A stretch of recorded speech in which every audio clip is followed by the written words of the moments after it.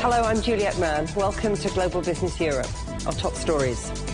China stays on track to meet its annual growth target, with first-half GDP underscoring the economy's resilience. Wall Street advances on more signs of slowing inflation as producer prices see their biggest drop in 14 months, helped by lower energy costs. Breaking barriers, Spain and Gibraltar look to reap economic benefits as border checks are removed.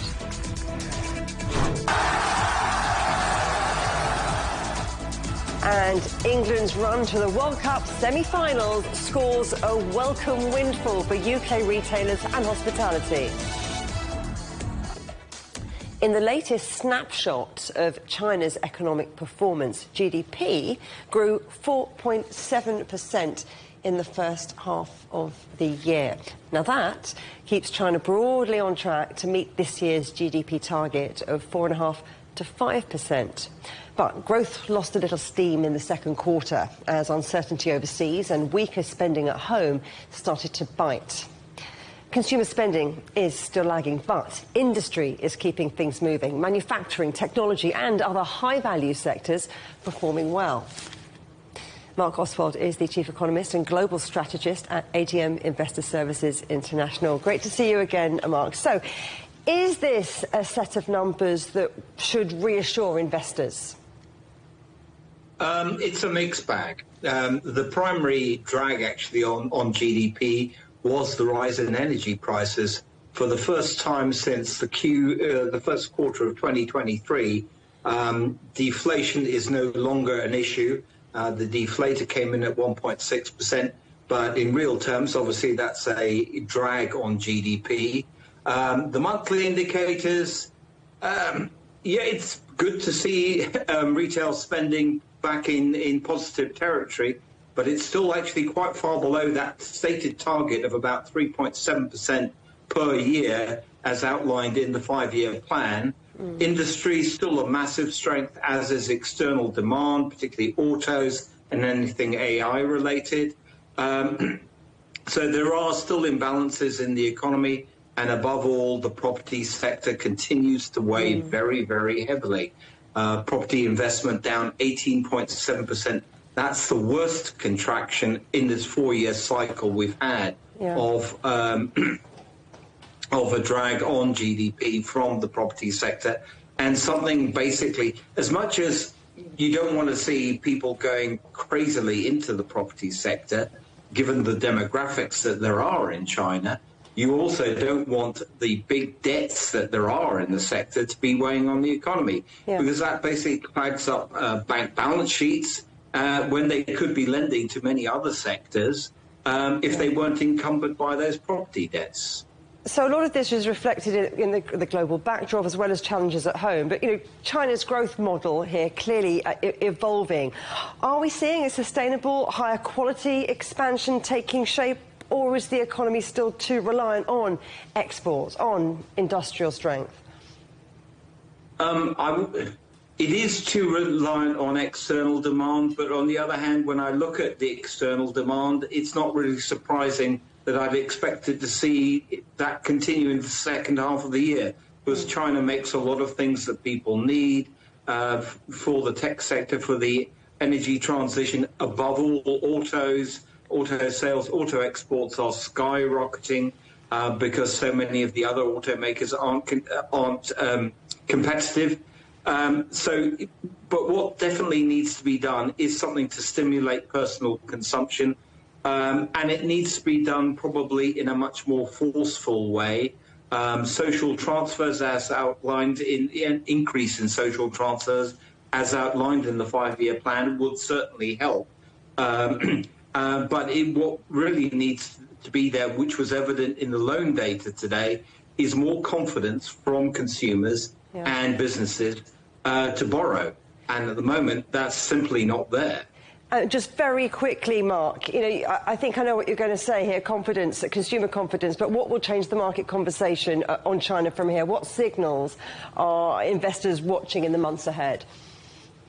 I think they will be looking at what exactly the details of what sort of stimulus to get the grey economy going, get improved childcare are going to be, and whether they see those as getting long-term traction. Mark Oswald, great to speak to you again. Thank you so much. Well, as Mark was saying there, China wants consumption to play a bigger role in economic growth. In Shanghai, a summer festival is using tech, tourism and lifestyle experiences to create new spending opportunities. Our correspondent Biran has the story. Shopping, dining, traveling and entertainment.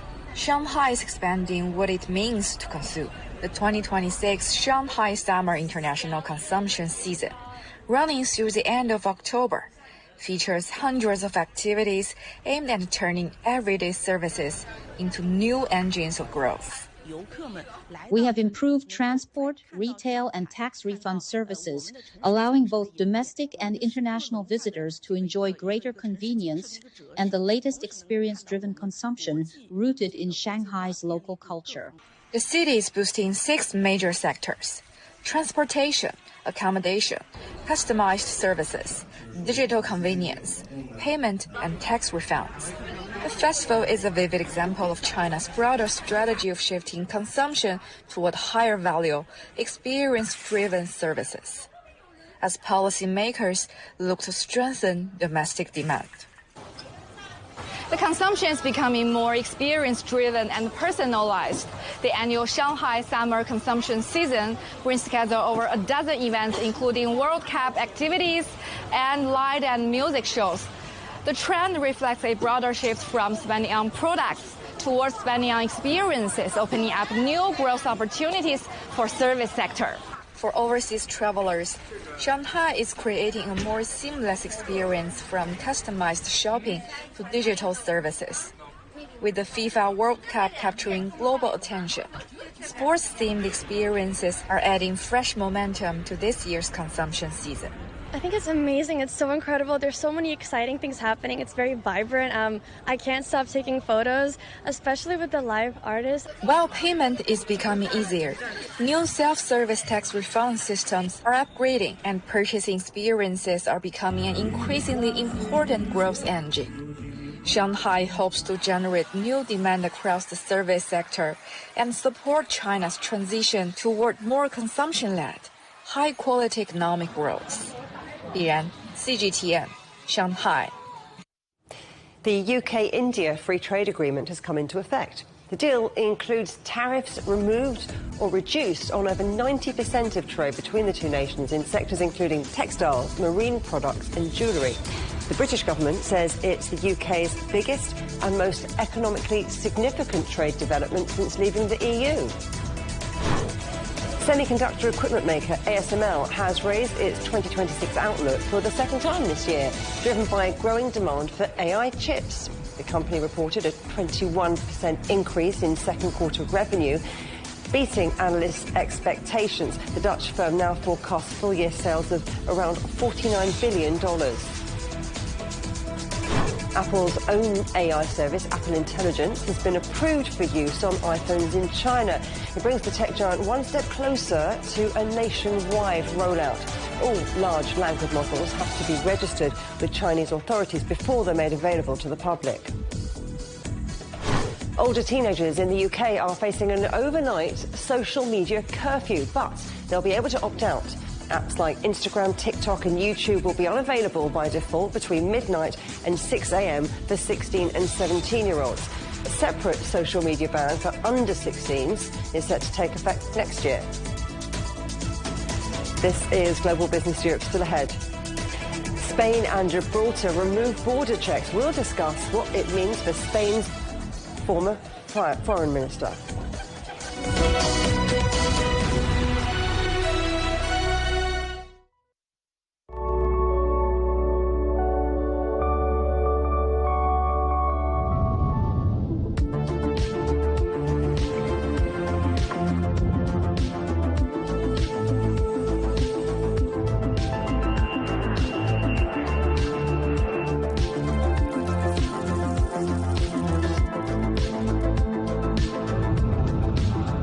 Everything is a business story.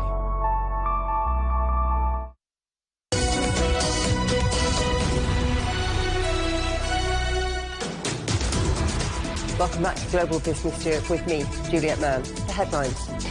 China on track to meet its annual growth target, with first-half GDP underscoring the economy's resilience.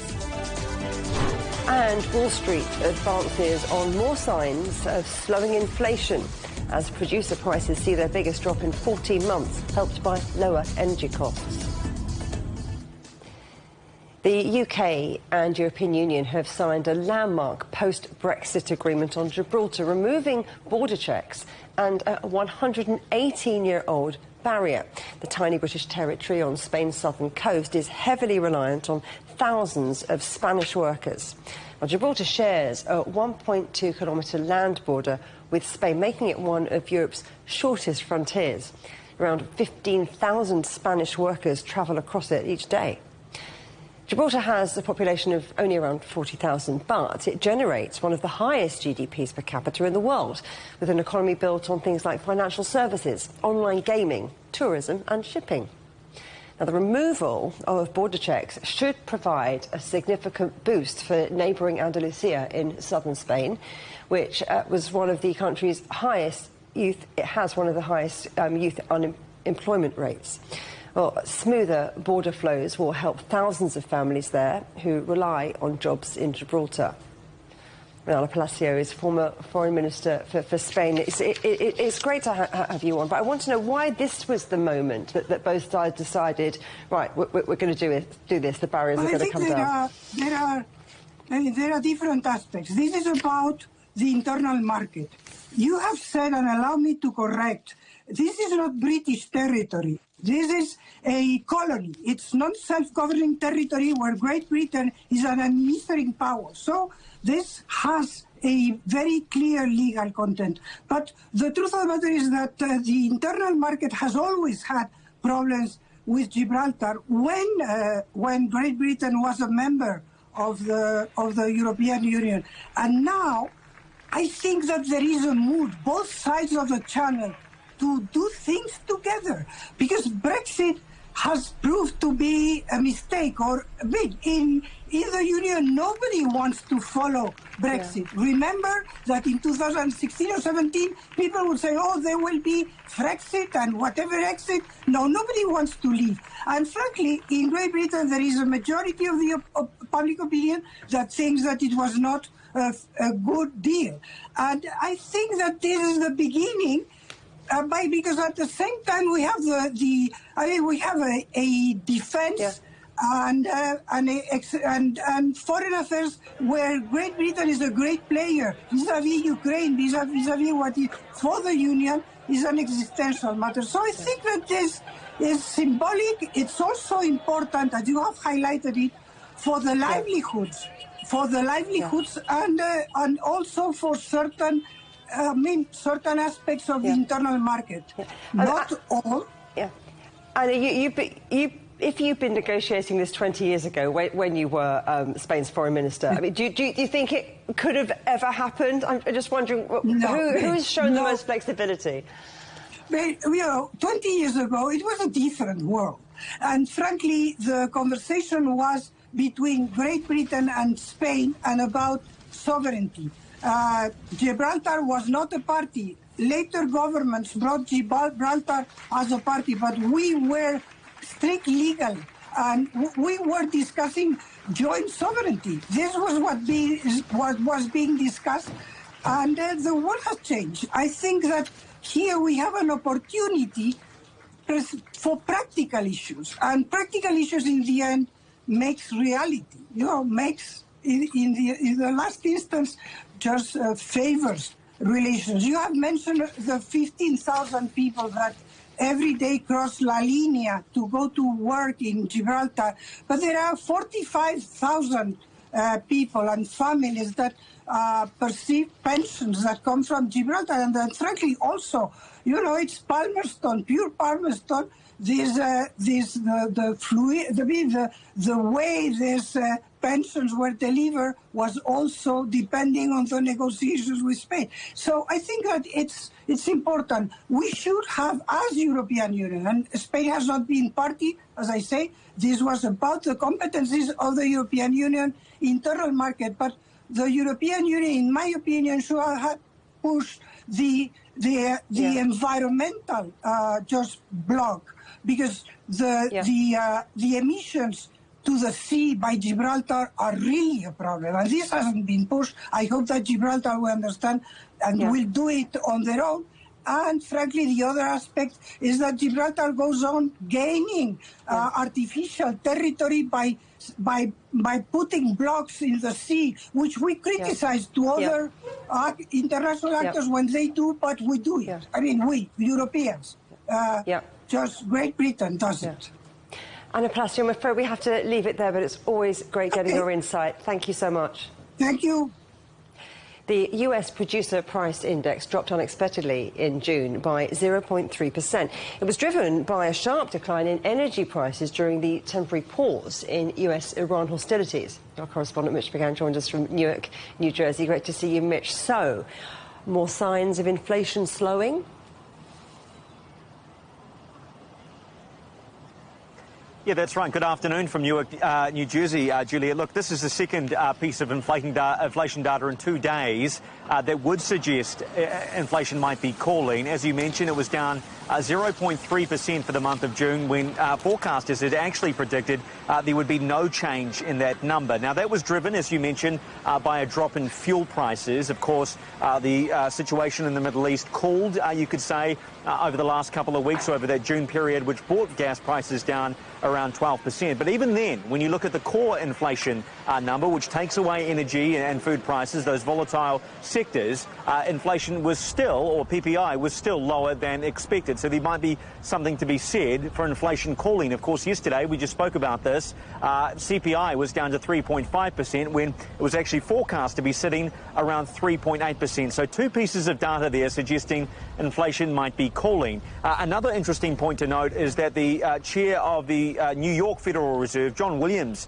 has been speaking about this, and he suggested that inflation may have peaked and might be headed the other way now. He also suggested they could be back toward that 2% target in 2028, and it's been a while since we've heard anyone talk about getting back to that 2% target, because inflation has obviously been rising. The other interesting point here that we have to consider is, what does this mean for interest rates and the Fed when they meet in a couple of weeks' time? Of course, there's been a lot of talk on the market about the potential for a rate hike with inflation rising, but 2 pieces of data here may suggest that they'll go the other way and just, wait and see a few more months before they make any decision on that.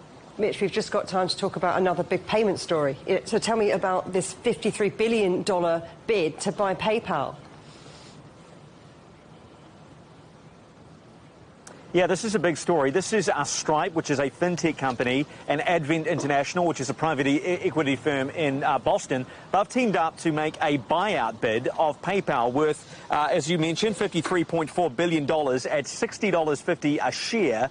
Now, this is interesting because PayPal hasn't performed, you could say, as well as investors would have hoped in the last couple of years. It's really a crowded financial payments market at the moment. They haven't stood out. So this is perhaps a good situation for investors to be in, although I would say PayPal hasn't officially responded to this bid or in reports of this bid, Juliet, but they are expected to meet as soon as July 20 to discuss it. So perhaps a big change coming there. Mitch Began in Newark, New Jersey, thank you very much. The United States military says it's completed its latest round of attacks on Iran after reimposing a blockade on Iranian ports. US Central Command says strikes targeted coastal defense systems and missile launch facilities. Iran says it launched more attacks on US bases in Kuwait, Jordan and Bahrain. Iranian officials say at least 30 civilians and 7 soldiers have been killed since the conflict reignited 4 days ago. Shipping delays in the Strait of Hormuz are making it more expensive and more difficult to move goods around the world. The impact on Europe's largest port has so far been limited, but logistics companies say they're now seeing higher freight costs and less space on ships. Our correspondent Sarah Coates reports from Rotterdam. The Strait of Hormuz is thousands of kilometres from the port of Rotterdam, but disruption along one of the world's busiest shipping routes is already being felt here. And for logistics companies, freight costs are usually the first to rise. We pay around $300 to $600 extra on top of your normal fee. Besides this also has an influence on the capacity, which causes the price to increase. So yeah, well, it's a hassle, let's say. With fewer shipping slots available, companies have to move fast, finding other ways to get cargo to its destination. You notice immediately the price increase. You notice immediately that the capacity is tight. Then you need to react, as they say. So then we go in contact with our agent and try to solve the problems in the supply chain. So far, Rotterdam has avoided major disruption, but the wider effect on global markets matters. The indirect effects on the global markets, the uncertainty, the energy prices is quite big. So we don't know the definite impact because we have to see it, of course, now. It opens up hopefully a bit more again how the situation is now. But for now, the impact is the indirect effects. Goods are still moving through Rotterdam, but higher costs, tighter capacity and delays are piling more pressure on global trade. Sarah Coates, CGTN, the Port of Rotterdam. Brazil is reportedly bracing for the United States to impose a new 25% tariff on thousands of its exports, despite months of intensive but unproductive negotiations. Our reporter Nick Harper joins us now from Washington, D.C. Hi there, Nick. So tell us more about these possible new tariffs on Brazil. Well, Juliet, Brazilian goods could be about to get much more expensive. That 25% tariff would affect about 4,000 products that are leaving Brazil and entering the United States on goods worth about $15 billion a year. Now, there would be some exemptions, we're told, really on some of the main Brazilian goods that come into the US. For example, beef, coffee, rare earth materials. But if that 25% rate wasn't bad enough, there is also a chance the US could add even more on top. There's a potential additional 12.5% tariff that could also be added. Now, that relates to a US investigation into forced labour in Brazil. We should find out the results of that investigation next week and if the United States is going to add that extra tariff. But of course, it would take the overall rate, if the 25% rate comes in, and the 12.5% rate to 37.5%, a huge number for the Brazilian goods leaving Brazil. And bear in mind, US trade with Brazil has already been hit hard in the last year. It's now fallen to a record low. Less than 10% of all Brazilian trade is now carried out with the United States. So a significant dip, really, as a result of those US trading practices. Well, the tariff story does just keep giving, doesn't it? I mean, could other countries be facing new US tariffs as well?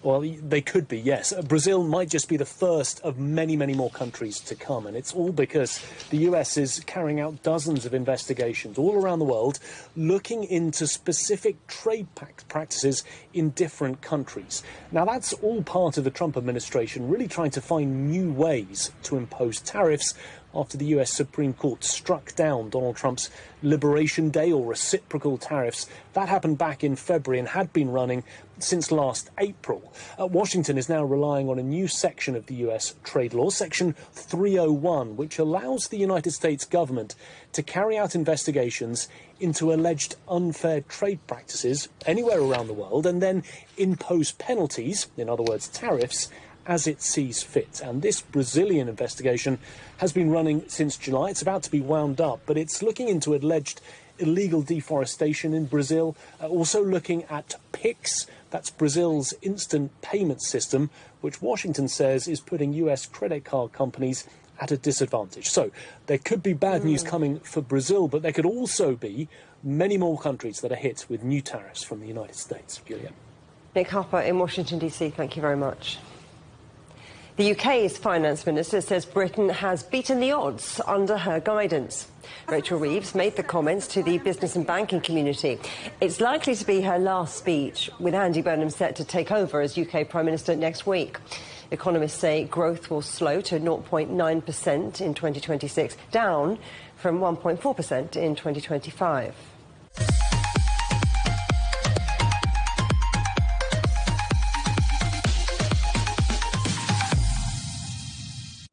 One thing that has been delivering a lift to the economy is England's World Cup run. And that could continue as England play Argentina for a place in the final later. Our Football correspondent Siobhan McCall has the details. Thanks, Juliet. Yes, it could be a bumper night for British businesses. More than 26 million people in the UK are expected to watch that clash between big rivals England and Argentina, and 7 million of them will likely catch the game at a pub, bar or restaurant.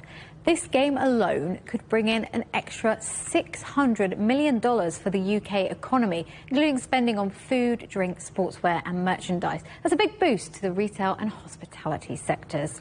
The British Beer and Pub Association expects an extra 6 million pints will be sold later. That would be a 75% increase in sales for a regular Wednesday in July.